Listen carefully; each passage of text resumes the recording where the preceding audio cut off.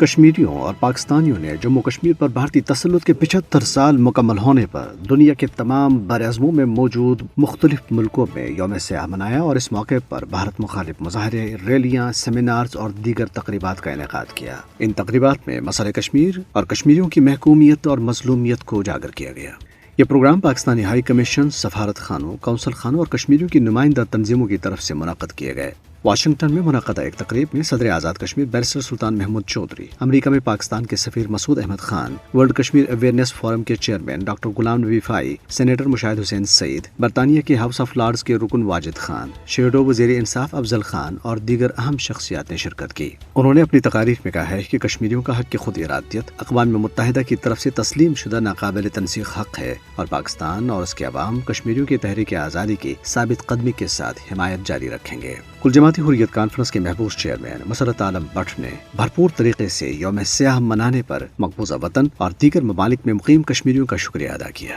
Tihar jail سے بھیجے گئے ایک بیان جو سری نگر میں جاری ہوا میں مسرت عالم بٹ نے کہا ہے کہ کشمیریوں نے یوم سیاہ منا کر اپنی مادری وطن پر بھارت کے جبری تسلط کو ہرگز تسلیم نہ کرنے اور اس کی فوجی جارحیت کے خلاف مزاحمت جاری رکھنے کے اپنے عزم کا اعادہ کیا۔ دریاسنا بھارتی قابضین نے سینئر حریت رہنما میروائز عمر فاروق کو گھر میں نظر بند رکھا اور انہیں ایک مرتبہ پھر جامع مسجد سری نگر میں نماز جمعہ ادا کرنے نہیں دی۔ میروائز 5 اگست 2019 سے مسلسل گھر میں نظر بند ہیں اور تب سے اب تک انہیں 112 بار جامع مسجد میں نماز جمعہ ادا کرنے نہیں دی گئی۔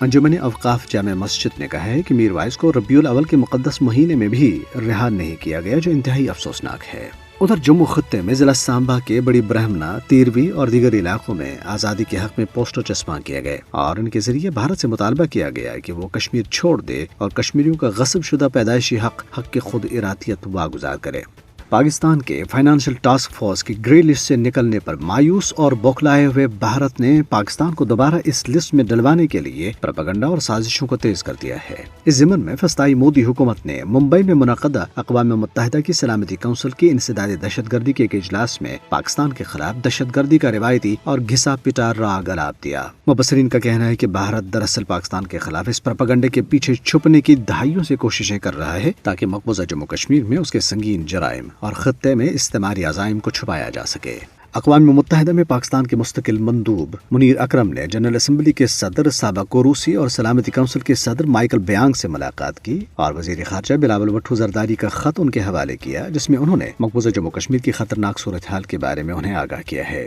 بھارت میں سماجوادی پارٹی کے سینئر رہنما اعظم خان کو 2019 کے ایک مقدمے میں 3 سال کی قید کی سزا سنائی گئی ہے۔ اعظم خان کے خلاف یہ مقدمہ وزیر اعظم نریندر مودی، اتر پردیش کے وزیر اعلیٰ آدتیہ ناتھ اور رامپور کے مجسٹریٹ کے خلاف تقریر کرنے اور یہ کہنے کہ مودی سرکار کے دور میں مسلمانوں اور اقلیتوں کو بہت نقصان اٹھانا پڑا ہے پر درج کیا گیا تھا۔